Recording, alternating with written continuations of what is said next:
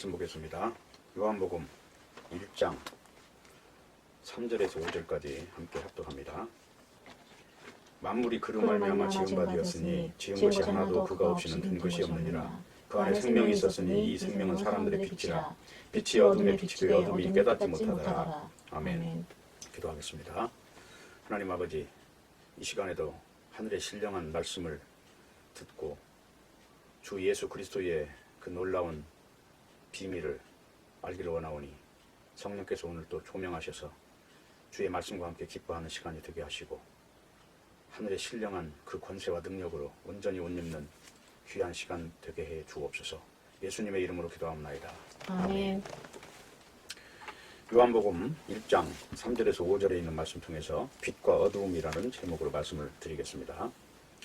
빛과 어둠에 대한 말씀은 창세기 1장 1절에서부터 천지 창조 첫째 날부터 언급되고 있는 말씀입니다. 창세기 1장 2절에서 5절에 읽어보면 땅이 혼돈하고 공허하며 흑암이 깊음 위에 있고 하나님의 신은 수면에 운행하시니라. 하나님이 가라사대 빛이 있으라 하시면 빛이 있었고 그 빛이 하나님 보시기에 좋았더라. 하나님이 빛과 어둠을 나누사 빛을 낮이라 칭하시고 어둠을 밤이라 칭하시니라. 저녁이 되며 아침이 되니 이는 첫째 날이니라. 이와 같이 기록되어 있습니다.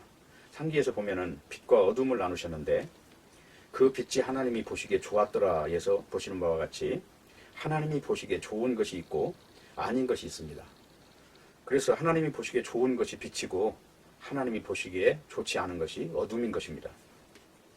이런 이유로 예수님께서 빛으로 세상에 오셔서 어둠에 있는 백성들에게 비추셨다고 기록하고 있습니다. 요한복음 12장 46절에 보면 나는 빛으로 세상에 왔나니 우는 나를 믿는 자로 어두움에 거하지 않게 하려 함이로라. 이사야 9장 2절에 보면 흑암에 행하던 백성이 큰 빛을 보고 사망의 그늘진 땅에 거하던 자에게 빛이 비추도다. 이렇게 기록되어 있습니다. 그러면 빛과 어둠을 나눈 근거는 무엇입니까? 좀 더 자세히 알아보겠습니다. 요한일서 1장 5절에서 7절에 보면은 하나님은 빛이시라 그에게는 어둠이 조금도 없으시다. 이렇게 기록하고 있습니다.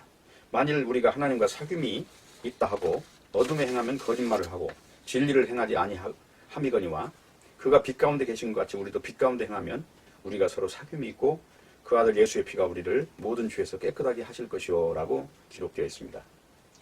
위에서 보면 예수 그리스도의 이름 안에서 하나님과 화목된 것을 바로 빛에 거하는 것으로 말씀을 합니다. 그렇기 때문에 하나님과 화목된 세계를 에클레시아, 세상과 구별된 거룩한 교회라고 명명을 하고 반대로 그리스도의 피가 뿌려지지 않은 세력을 어두움이라고 합니다. 그렇기 때문에 창세기 1장 4절에서 빛을 하나님 보시기에 좋았더라고 하시는 것입니다. 그래서 이 빛이라고 하는 것을 창세 전부터 로고스 되신 예수님께서 이 세상에 오셔서 새로운 피조물로 만드시는 그 방식이 자신의 피를 통해서 십자가의 죽으심으로 인해서 그 자신의 공로를 통해서 건져내는 그 무리, 그 바로 에클레시아라는 무리를 통해서 이 빛의 세계를 만드시는 그 언약을 창세 전에 했다는 겁니다. 그것이 지난번에 읽어드린 바와 같이 잠언 8장을 다시 보겠습니다.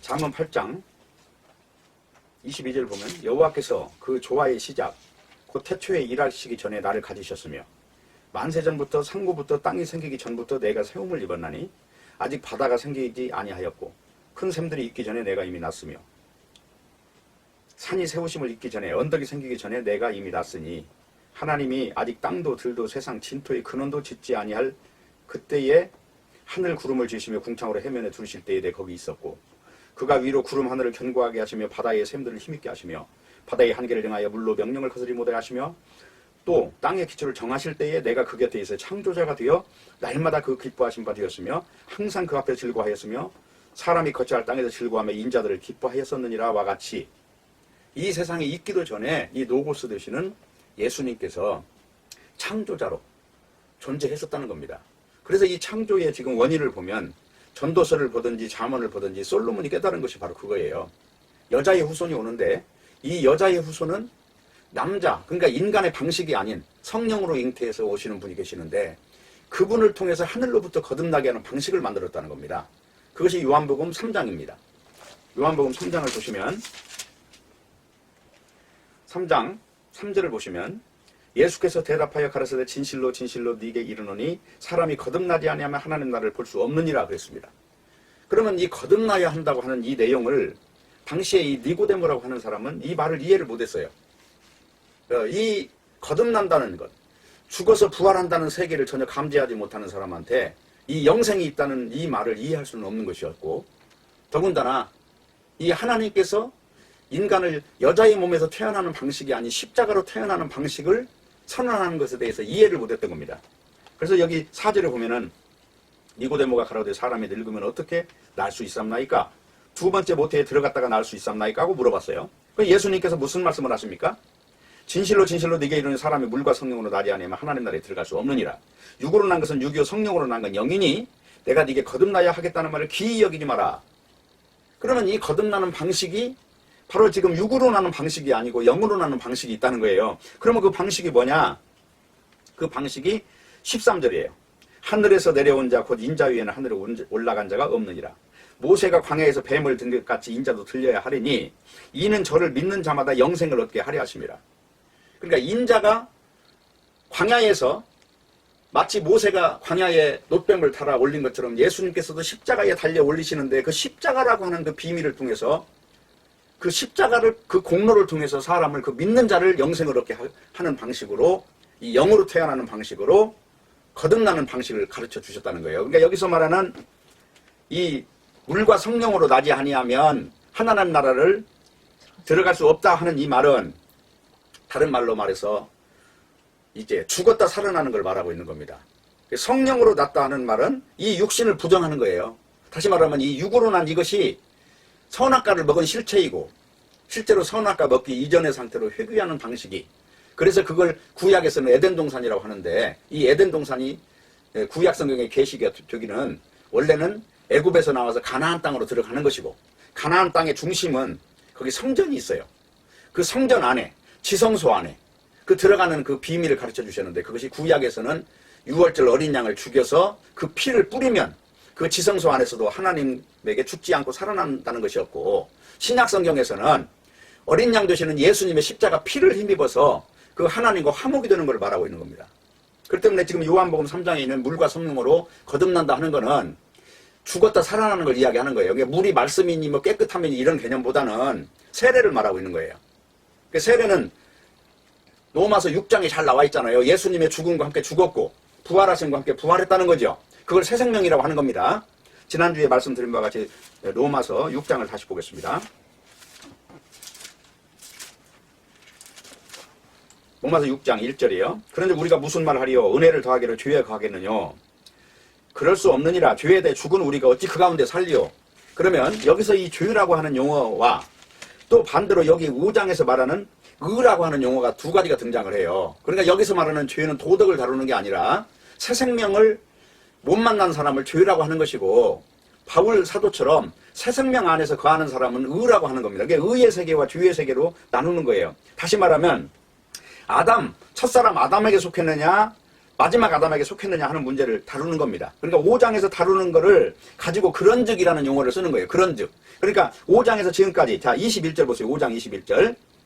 이는 죄가 사망 안에서 왕노릇 한 것 같이 은혜도 또한 의로 말미암아 왕노릇 하여 우리 주 예수 그리스도로 말미암아 영생에 이르게 하려 하심이라. 그러면 지금 5장 21절에 죄라고 하는 그 정체는 사망의 왕노릇이라고 하는 것이고, 또 반대로 의로 말미암아 왕노릇 한다는 건 뭡니까? 예수 그리스도로 말미암아 영생에 진입해서 이 죄의 세계에 접근되지 않은, 그러니까 선악과를 먹기 이전의 생명을 회귀하는 걸 이야기하고 있잖아요.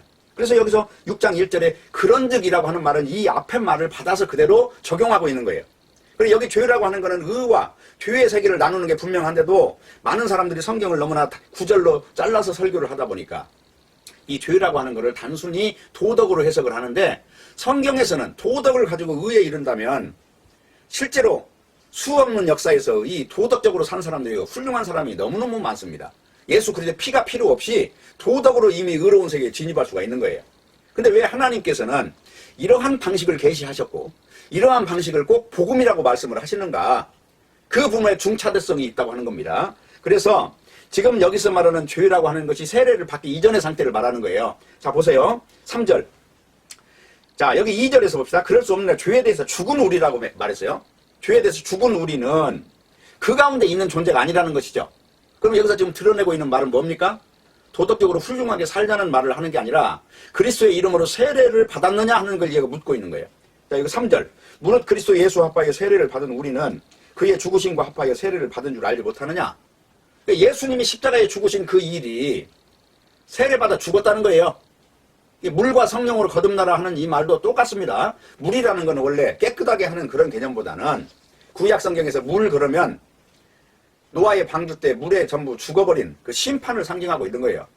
그래서 물 그러면 물 속에 잠겨서 모든 호흡이, 육체의 호흡이 끝장나는 상황을 물로 표현을 했던 경우가 더 많습니다. 그러면 지금 이 세례라고 하는 개념으로 성경을 비춰봤을 때는 씻는다는 개념보다 죽는다는 개념을 가지고 적용하고 있는 거예요.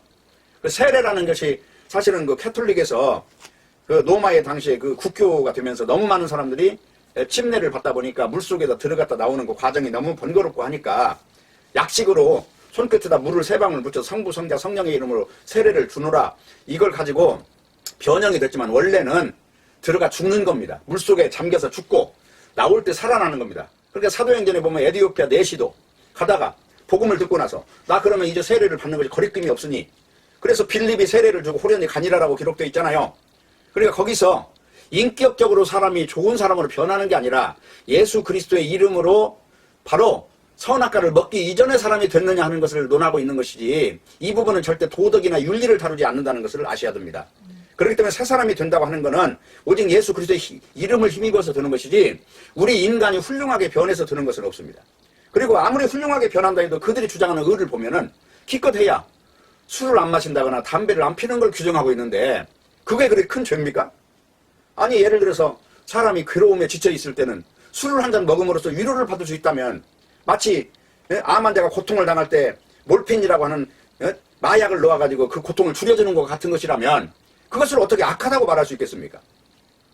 그렇기 때문에 디도서에 보면은 악한 세대들의 특징이 뭐냐 이 믿음을 이용해서 믿음이라고 하는 것을 마치 먹는 것과 결혼이라고 하는 걸 적용한다는 거예요. 혼인을 금하고 식물을 폐하는 사람들이 있다는 겁니다. 그러나 그들은 근본적으로 믿음이 뭔지 방향을 놓쳤다고 하는 거예요. 그래서 중요한 거는 지금 로마서 6장에서 다루고 있는 이야기는 죄라고 하는 개념이 우리 인간이 무슨 일일이 나열하는 어떤 그 도덕적 개념을 다루는 게 아니라 예수의 이름 안에 있느냐 예수 이름 밖에 있느냐 하는 것을 다루는 것이 명백하다고 하는 겁니다. 그래서 로마서 6장은 로마서 5장과 연계선상에서 봐야 되는 거고 또 로마서 6장은 로마서 7장과 연결해서 봐야 돼요. 로마서 7장은 우리 옛 남편인 율법이라고 하는 남편은 죽었다고 증거하는 게 로마서 7장이에요. 그래서 우리는 예수 그리스도의 이름으로 예수님과 함께 결혼한 사람으로서 이제 그 새 생명 안에서 살기 때문에 로마서 8장에 가면 그런즉 그리스도 안에 있는 자에게는 결코 정죄함이 없느니라고 결론을 내리는 겁니다. 그래서 중요한 것이 로마서 6장이 그렇게 중요한 장이 되는 거예요. 이 로마서 6장에 걸려서 이 죄라고 하는 것을 어떻게 바라보느냐에 따라서 그 속에 성령의 능력이 임할 수도 있고 율법 안에 사로잡혀 있을 수도 있다고 하는 그런 중차대함이 들어있는 겁니다. 그렇기 때문에 어두움 가운데 행한다 이 말은 요한 1서에서 보면 그걸 거짓말하는 걸로 말하고 있어요. 그러면 어두움 가운데 행했다는 건 뭡니까? 다시 말하면 예수 그리스도의 이름 안에서 하나님과 화목된 세계를 못 누리는 걸 말하는 거예요. 그러니까 사탄의 거짓말을 통해서 육신이 실체로 보고 사는 거예요. 이 육신이라고 하는 거는 이거는 안개와 같은 것이고 허상이라고 말씀하는데 성경에서 그리고 이건 겉사람이라고 그러고 이거는 후패하고 낡아지고 버려져야 될 것이라고 하는데 사람들은 이 썩어질 육체를 가지고 이걸 실체로 바라보는 것입니다. 이런 오류 때문에 성경을 잘못 해석해서 근본적으로 이단이 되는 거예요. 이단이라는 건 딴 거 아니에요. 성경을 잘못 해석하면 다 이단이 되는 거예요. 예를 들어 이 죄라는 용어를 지금 여기 로마서 6장에 나오는 죄라는 용어를 인간의 행위로 만약에 여기를 해석을 하면 예수 십자가가 없어져 버리는 거예요. 그래서 십자가의 원수가 된다 하는 것입니다. 그래서 골로새서 1장 12절에 보면 우리로 하여금 빛 가운데 성도의 기업의 부분을 얻기에 합당하게 하신 아버지께 감사하게 하시기를 원하노라. 그가 우리를 흑암의 권세에서 건져내서 그의 사랑의 아들 아들의 나라로 옮기셨으니 그 아들 안에서 우리가 속량 곧 죄사함을 얻었다. 이 속량이라 하는 거는 죄가 없어진 상태를 말해요. 누구의 능력으로 없어졌습니까? 우리의 힘인가요? 예수님의 공로인가요? 예수님의 공로를 통해서 십자가의 그 핏값을 통해서 거룩하게 된 거 이것을 받아들이는 자를 믿는 자라고 하는 거예요.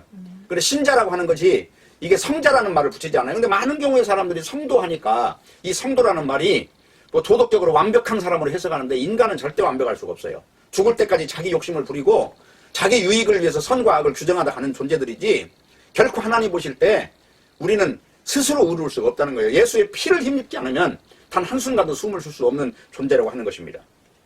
그래서 창세기 3장에서 타락한 아담의 후손은 모두 본래부터 흑암의 권세 아래 태어났다는 거예요. 다시 말하면 존재 자체가 흑암이에요. 이 선악과를 먹었다고 하는 이 자체는 전체가 100% 이게 하나님 앞에 설 수 없는 존재라는 거예요. 아무리 깨끗하게 씻어도 여전히 그는 시궁창에 있는 더러운 존재인 거고 썩은 냄새나는 살이 썩은 들어가는 문둥병 환자라고 하는 것입니다. 그렇기 때문에 예수의 이름으로 깨끗함을 받을 수밖에 없다는 것을 성경은 계속해서 계시하고 있는 겁니다. 그래서 중요한 건 고린도후서 4장 3절에 보면은 만일 우리의 복음이 가리웠으면 망하는 자들에게 가리워진 것이라. 그 중에 이 세상 신이 믿지 않은 자들의 마음을 혼미케 하여 그리스도의 영광의 복음의 광채가 비치지 못하게 하매니 그리스도는 하나님의 형상이시니라. 우리는 우리를 전파하는 것이 아니라 오직 그리스도 예수의 주 되시는 것과 또 예수를 위하여 우리가 너희의 종되는 걸 전파함이라. 어두운 데서 빛이 비치라 말씀하셨던 그 하나님께서 예수 그리스도의 얼굴에 있는 하나님의 영광을 아는 빛을 우리 마음에 비추셨느니라. 이와 같이 창세기 1장 3절에서처럼 어두운 데서 빛이 비치라 말씀하셨던 그 하나님께서 예수 그리스도의 얼굴에 있는 하나님의 영광을 아는 빛을 우리 마음에 비추셨다고 합니다. 그렇기 때문에 요한일서 1장 6절 7절 보면 만일 우리가 하나님과 사귐이 있다고 어두운 가운데 행하면 거짓말을 하고 진리를 행치 아니함이거니와 저가 빛 가운데 계신 것 같이 우리도 빛 가운데 행하면 우리가 서로 사귐이 있고 그 아들 예수의 피가 우리를 모든 죄에서 깨끗하게 하실 것이오라고 말씀하고 있어요. 그러니까 깨끗하게 된 사람을 일컬어서 거룩하게 된 사람이라고 합니다. 그러면 거룩했다, 다시 말해 정결해졌다 이 말과 죄가 있다는 말은 무슨 차이가 있습니까? 죄가 있다는 말은 창세기 3장 이후에 있는 존재를 말하는 거고 예수 그리스도의 이름을 통해서 그 에덴 동산을 지키고 있는 천사들이 그룹으로 화영금을 듣고 지키고 있는 이 자리를 죽어서 통과한 자를 일컬어서 죄 없다고 하는 겁니다. 왜? 죽었기 때문에. 이 죄의 육신이 죽어야만 그 에덴 동산에 들어갈 수 있기 때문에. 근데 그 죽음마저도 나의 죽음을 가지고는 안 돼요. 죄 없는 분이 대신 죽어야 됐던 거예요. 그게 하나님의 언약이에요. 창세전부터 세웠던 하나님의 변치 않는 언약이 그 방식으로 되었다는 겁니다. 왜? 전적으로 타락한 인간에게는 일체 희망이 없기 때문에 하나님 자신이 오셔야 됐던 거예요. 그래서 우리는 성경에서 하나님을 사랑의 하나님이라고 부르는 겁니다. 그리고 이 사랑이라는 용어도 성경에서는 아가페라는 용어를 쓰고 있어요. 인간에게서 나오는 이 조건적 사랑이 아니에요. 부모라도 인간에게서는 조건적 사랑이 나와요. 자식이 부모에게 잘 순종하면 사랑하지만 거역하면 사랑하지 않지만 바로 하나님의 사랑은 그런 조건이 붙은 게 아니에요. 십자가를 통해서 누구든지 하나님의 자녀가 되는 권세를 얻는 것입니다. 이것이 성경에서 나오는 비밀입니다. 그래서 하나님은 빛이기 때문에 그에게는 어둠이 조금도 없다는 말씀에 그 말씀의 의미는 복음 안에 있는 구도와 복음 밖에 있는 구도를 말씀하고 있는 거예요. 이 말씀을 이해하기 위해서 당시에 그리스를 중심으로 한 거대하게 확장된 영지주의 세력을 알아야 돼요. 이 요한 일서라는 책은 영지주의가 뭔지를 모르면 해석이 안 됩니다. 왜 그러냐? 하나님을 아는 자는 죄를 지을 수도 없고 죄를 지는 자는 하나님을 알지도 못하고 거짓말을 한다고 하는데 여기서 말하는 죄는 도덕을 다룹니까? 아니면 교리를 다룹니까? 성경에서 말하는 이 죄, 요한 1서에서 말하는 죄라고 하는 개념, 요한 1서 1장에서 말하는 죄와 요한 1서 4장에서 말하는 죄하고는 그 본질이 틀려요. 요한 1서 1장에서 말하는 죄는 바로 인간 모두가 아담에게 속했다는 말을 하는 거고 요한 1서 4장에서 말하는 죄는 그리스도를 벗어난 걸 말하고 있는 거예요. 왜? 그리스도를 벗어나면 역시 죄의 세계로 들어가는 거예요. 의의 세계에서. 그렇기 때문에 요한 1서를 그 영지주의자들을 모르면서 그냥 함부로 해석하는 것은 굉장히 위험하다는 것을 알아야 돼요. 중요한 것은 영지주의자가 뭐냐? 그 당시에 영지주의자들은 구원이 믿음에 달려 있는 게 아니에요. 영지주의에서 보는 구원은 인간이 스스로 참된 본질을 깨달으면 구원을 받는다고 했어요. 오늘날로 말하면 불교도 마찬가지잖아요. 대각의 이름은 쉽게 말하면 그게 부처가 된다고 하는 그 크게 깨달으면 그게 부처가 된, 성경은 깨달아서 부처가 구원받는 게 아니라 예수 그리스도를 믿어야 구원받는다고 하고 있어요. 그런데 그 영지주의나 어떻게 보면 기독교 교리나 비슷한 게 아주 많습니다. 그 발렌티누스라고 하는 사람, 오늘날도 뭐 발렌틴 데이라고 하는 그 날을 지키는 그것도 사실은 그 AD 뭐 한 2세기 3세기 이때 그 유명했던 영지주의가 특별히 그 플라톤 같은 사람들이 영지주의에 속한 이론을 많이 설파했던 사람이고 오늘날도 지금 뭐 만이교 같은 것도 전부 다 영지주의의 그 근원을 갖고 있어요. 그러니까 그들이 주장하는 건 다 깨달음의 목적을 두고 있지만 성경은 깨달음을 가지고 말하지 않습니다. 예수 그리스도를 믿으라고 하는 거예요. 믿고 그 믿는 사람들끼리의 모임에서 벗어나지 말라는 거예요. 그러니까 그 모임이라고 하는 건 무슨 오늘날 무슨 교회를 다녀라 그 말이 아니라 그 당시 예수 그리스도가 복음을 전했던 사도들, 그 사도들의 그 증거와 일치되는 사람들을 교회라고 하는 거예요. 그럼 오늘날도 교회가 수없이 십자가를 걸어놓은 교회가 많지요. 근데 원래 그 교회라는 십자가는 죽으라는 거예요. 거기서 죽었다는 거예요. 누가 죽었냐? 예수님이 죽었다는 거고 신자 역시도 예수님 안에서 죽었다는 거예요. 그걸 가리는 십자가입니다. 근데 그 십자가를 잘 살기 위한 내가 교회 좀 나가니까 하나님이 나를 복을 주셔서 육신에도 복을 주고 영에도 복을 줘가지고 마치 로또 복권 당첨되는 것처럼 생각하는 경향이 있는데 그렇게 탐심을 가지고 성경에 접근하면 그걸 쉽게 말하면 죄라고 하는 거예요. 하마르티야. 그러니까 그 죄라고 하는 것이 탐심이 적용이 될 자리가 없는 겁니다. 우리는 육체를 예수 그리스도와 함께 십자가에 못 박아야 되는 존재들이지 이 육체가 살판 나가지고 예수를 믿는 게 아니라는 사실을 알아야 돼요. 그래서 영지주의자들은 신비한 지식을 소유한 자들입니다. 이러한 영지를 소유하려고 노력하는 이유는 그 영지를 통해서 극상의 존재인 하나님, 최고로 거룩하고 존귀하신 하나님과 연합할 수 있다고 믿었어요. 오늘날도 보면 믿기 위해서 성경을 보는 게 아니라 깨닫기 위해서 보는 사람이 수도 없이 많습니다. 그 차이는 말로 설명하기는 참 어렵지만 어떤 그들이 추구하는 걸 보면 아는 것과 믿는 것의 차이를 잘 모르는 것 같아요.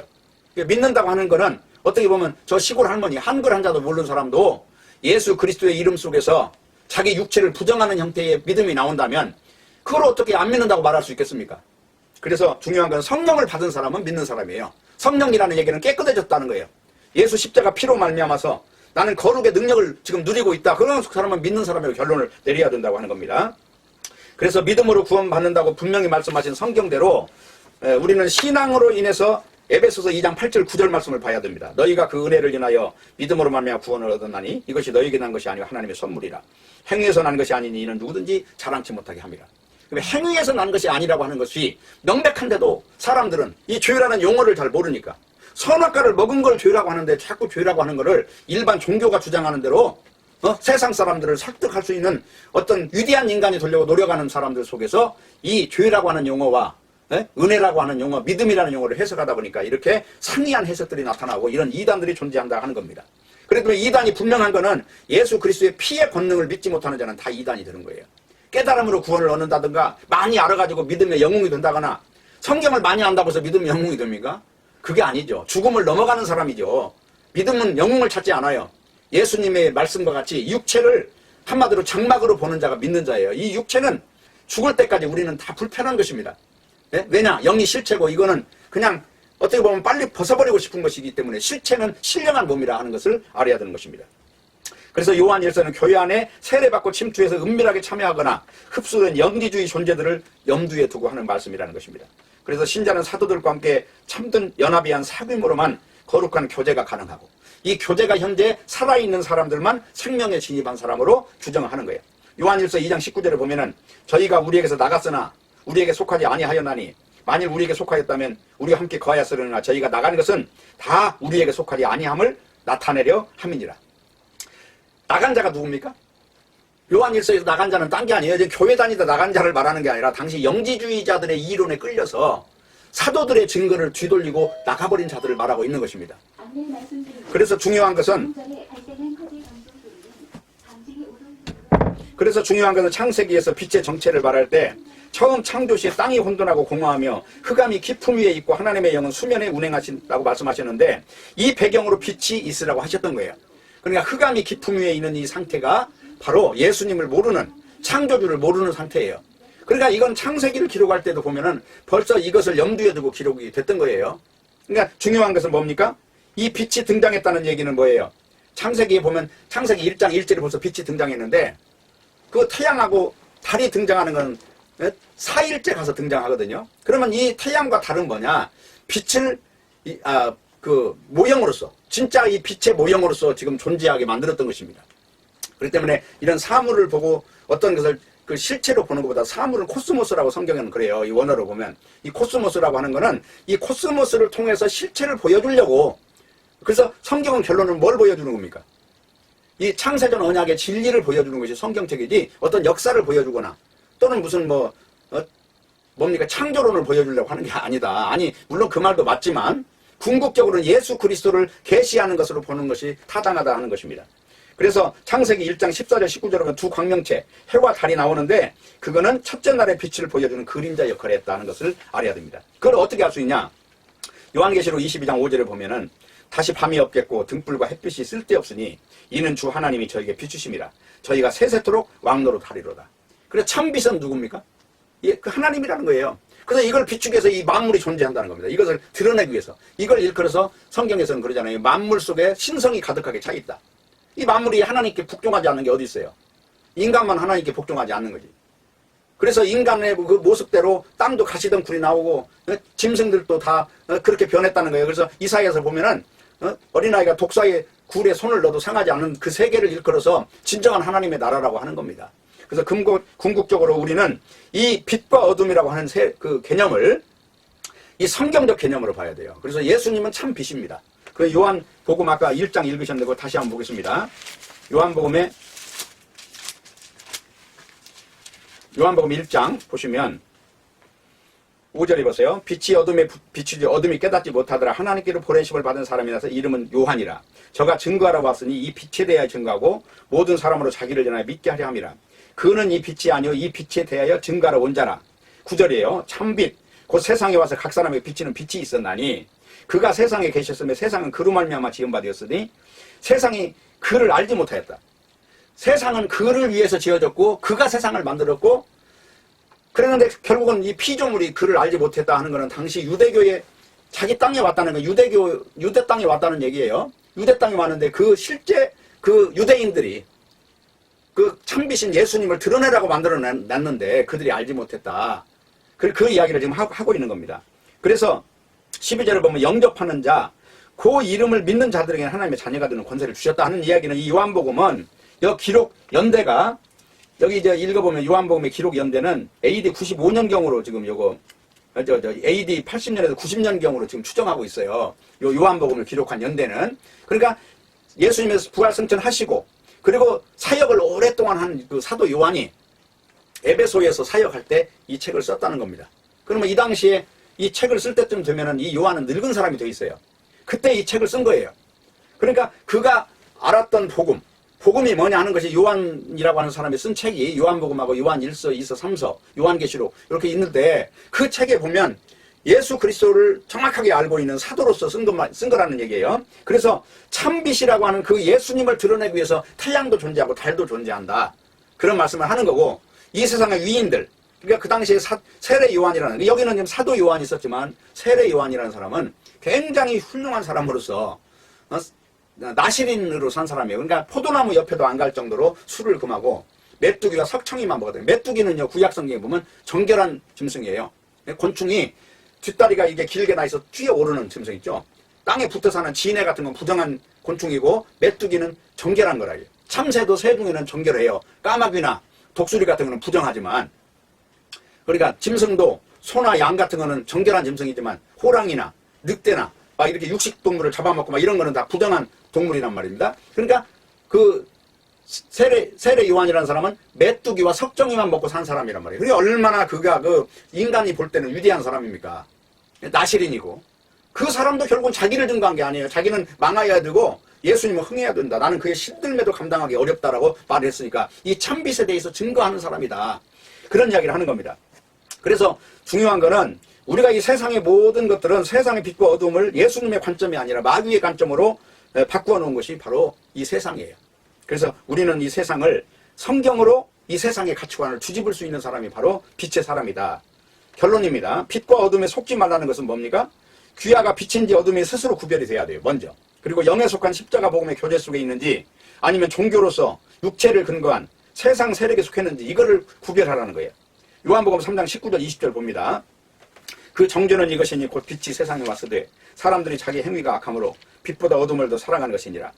악을 행하는 자마다 빛을 미워하여 빛으로 오지 아니하나니 인 그 행위가 드러날까 합니다.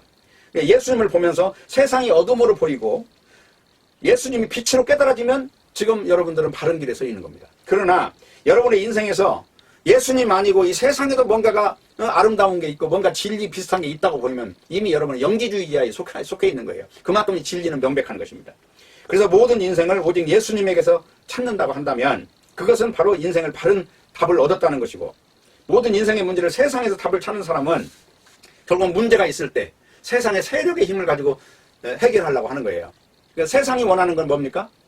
누가 더 강하냐? 누가 더 자기 중심으로 산 사람이냐? 이걸 가지고 따지지만 성경에서는 누가 자기를 부정하는 사람이냐 이걸로 따지기 때문에 그런 차이가 있다는 겁니다. 쉽게 말하면 가늠한 여인을 끌고 온 사람들에게 너희 중에 죄 없는 자가 먼저 치려고 했을 때 다 돌을 놓고 도망갔던 이유는 뭐예요?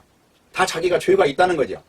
그런데 죄를 깨달았으면 어떻게 해야 됩니까? 빛으로 오신 예수님을 영접해야 되는데 그 예수님을 죽여버리잖아요. 오늘날 교회에 나간 사람들이 다 이런 형태의 신앙생활을 합니다. 자기 죄를 깨달았다고 하는데 그 예수님의 말씀을 따라가는 게 아니라 예수님을 죽이는 쪽으로 서 있는 거예요.